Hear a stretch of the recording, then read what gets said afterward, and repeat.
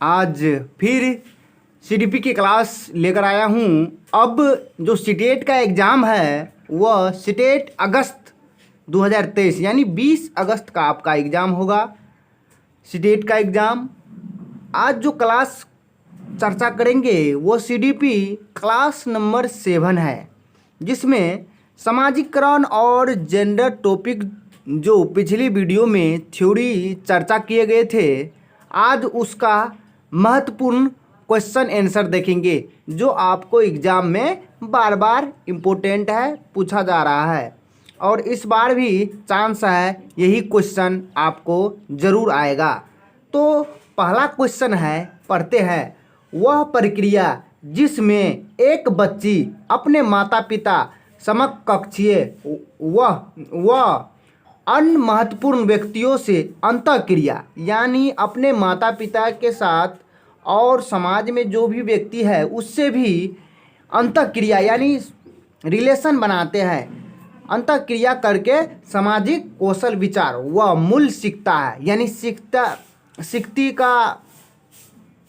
सीखती है तो डैश डैश कहलाती है। तो फ्रेंड्स, ये तो महत्वपूर्ण परिभाषा है किसका? तो समाजीकरण का।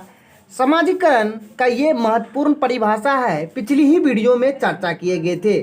तो इसका आंसर हो जाएगा समाजीकरण। तो आप लेकिन फिर भी सब ऑप्शन को देखना हम लोगों के दृष्टिकोण से ज़रूरी रहता है। तो पार क्या है? पार वह प्रक्रिया है जिसको हम टेम्परेरी हेल्प कहते हैं, सहयोग कहते हैं, उसी को हम क्या कहते हैं? पार। ये लेव वाइगोस्की चैप्टर का भाग है। तो ये तो आपका आंसर नहीं होगा। हाँ, समाजीकरण होगा, क्योंकि माता पिता के समकक्षीय व अन्य महत्वपूर्ण व्यक्तियों से यानी माता पिता के साथ अन्य जो महत्वपूर्ण व्यक्ति है उसके साथ क्या करता है? अंतःक्रिया करते हैं। तो आपका राइट आंसर क्या हो जाएगा? समाजीकरण। अधिसंज्ञान क्या है? अधिसंज्ञान सोच को सोच में परिवर्तन करना, उसी को हम क्या कहेंगे? अधिसंज्ञान। और एकीकरण किसको कहेंगे? जो सब कुछ एक साथ करता है उसी को हम क्या कहते हैं? एकीकरण। यानी सब कुछ मिलाकर एक साथ करना। जैसे बच्चा साइकिल चलाएगा, जैसे बच्चा तैर रहा है तो हाथ पैर भी चला रहा है, इसीलिए उसका पूरा शरीर का अंग हिल रहा है, इसी को हम क्या कहेंगे? एकीकरण। चलिए फ्रेंड्स, देखते हैं नेक्स्ट क्वेश्चन। इसका तो एक का आंसर आपका 2 हो जाएगा। चलिए देखते हैं नेक्स्ट क्वेश्चन आपको किस तरह एग्जाम में आएगा। बच्चे समाज में अपनी भूमिका को किन प्रक्रिया द्वारा सीखते हैं? तो आपका यह मैंने पिछली वीडियो में थ्योरी दिया था, उस थ्योरी से डायरेक्ट क्वेश्चन आया है। समाजीकरण व उत्सर्जन, समाजीकरण और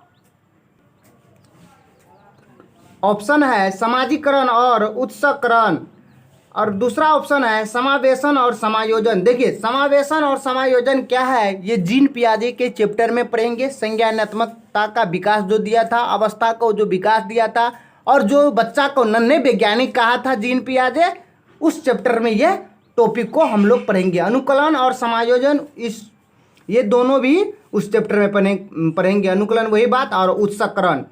तो इसका राइट आंसर है सामाजिक को हम चर्चा करेंगे, समाज से रिलेटेड है। तो इसका आपका आंसर हो जाएगा 1, समाजीकरण और उत्सर्जन। समाजीकरण और उत्सर्जन।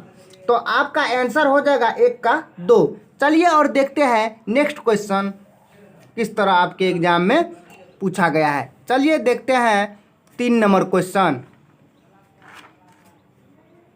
3 नंबर क्वेश्चन कहता है, शिक्षकों को स्वीकारना चाहिए कि समाजीकरण की प्राथमिक संस्था है। प्राथमिक संस्था की बात किया गया है जिसकी माध्यमिक बचपन में भी भूमिका है। तो देखिए, प्राथमिक संस्था की बात किया गया है ना। और देखिए, इसका कंसेप्ट एक और दे दिया है जिसकी माध्यमिक बचपन में भूमिका है। माध्यमिक बचपन की भूमिका होती है 6 से आपको 12 वर्ष तक, जिसको कहते हैं मिडिल चाइल्ड एज। 6 से 12 वर्ष तक जाता है, लेकिन 6 से 12 वर्ष में बच्चा स्कूल में चल जाता है सीखने के लिए।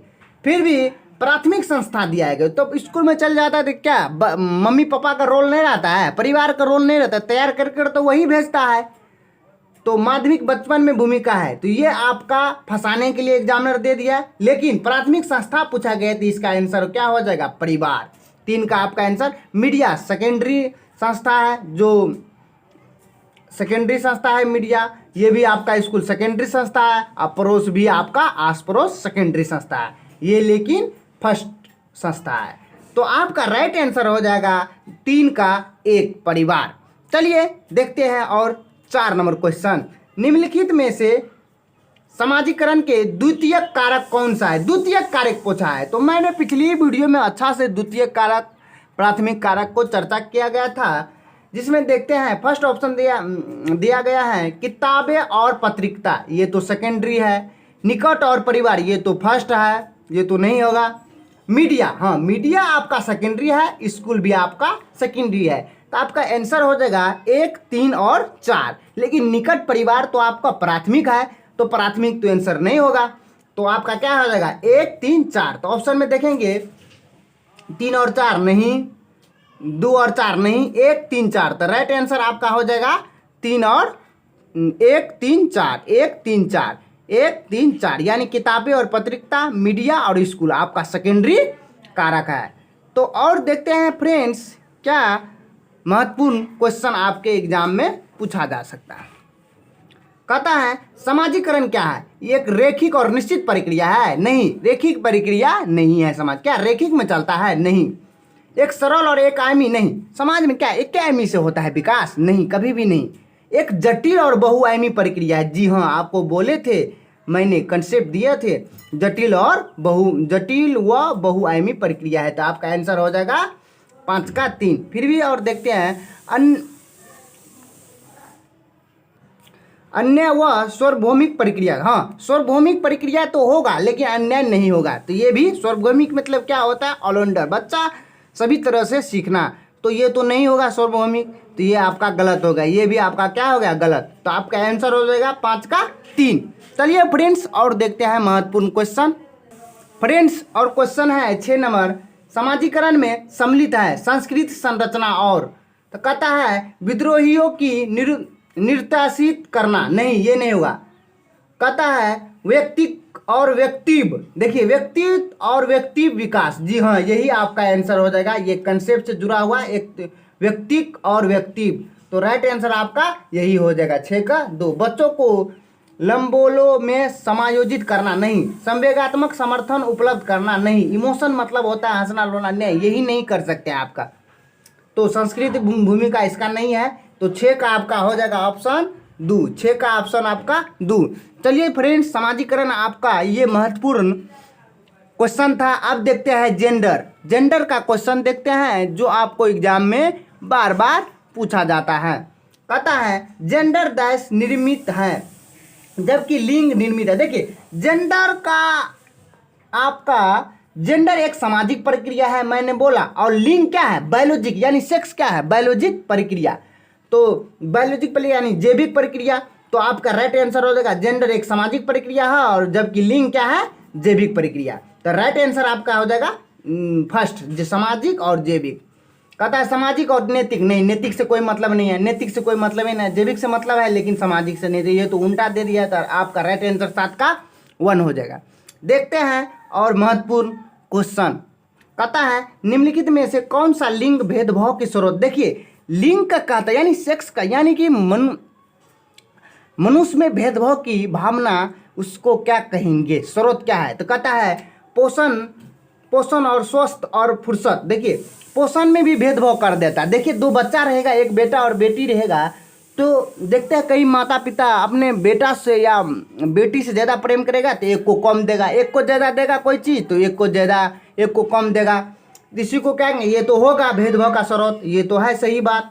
शिक्षा और पाठ्य पुस्तक के पाठ्यक्रम और शिक्षक भी भेदभाव करता है, ये भी एक स्रोत है। परिवार और माता पिता भी भेदभाव करता है बेटा बेटी से। कैसे न? देखिए परिवार माता पिता क्यों नहीं करता है? देखेंगे आजकल बच्चा को क्या कहता है, मृत्यु कर देता है गर्भ में भी। तो गर्भ में बच्चा को मृत्यु कर देता है उसका माता पिता, ये पाप होता है, ये नहीं करना चाहिए। तो ये भी क्या होगा? लिंग भेदभाव। तो ये आपका तीनों ऑप्शन सही है। तो तीनों देखेंगे किस में है? बोथ 1 और 3 नहीं, बोथ 1 और सेकेंड नहीं, 1, 2 और 3। तो राइट आंसर आपका हो जाएगा 3। 8 का राइट आंसर 3। चलिए फ्रेंड्स और देखते हैं महत्वपूर्ण क्वेश्चन जो आपके ऑनलाइन एग्जाम में किससे? जेंडर से रिलेटेड पूछा गया था। अब ऑफलाइन एग्जाम होगा, ऑफलाइन में भी पूछा जाएगा।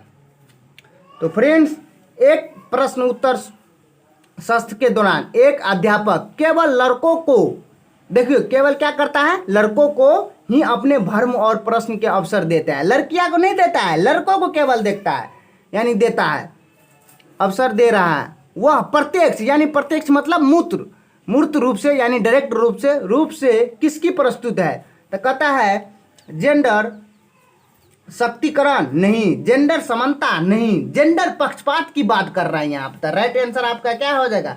जेंडर पक्षपात। जेंडर समतुल्य नहीं, ये भी नहीं होगा। तो राइट आंसर आपका क्या हो जाएगा? 9 का 3। 9 का क्या हो जाएगा? 3।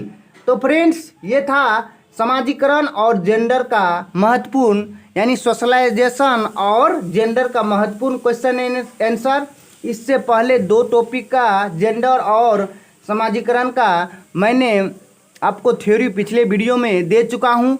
आज जो था वो आज आपका था ये महत्वपूर्ण जेंडर और समाजीकरण का महत्वपूर्ण क्वेश्चन, जो इससे बाहर आपके एग्जाम में नहीं पूछा जाएगा। इसी से रिलेटेड आपको क्वेश्चन दिया जाएगा और आप लोग हमको विश्वास इतना है जो आप लोग ज़रूर बना लीजिएगा।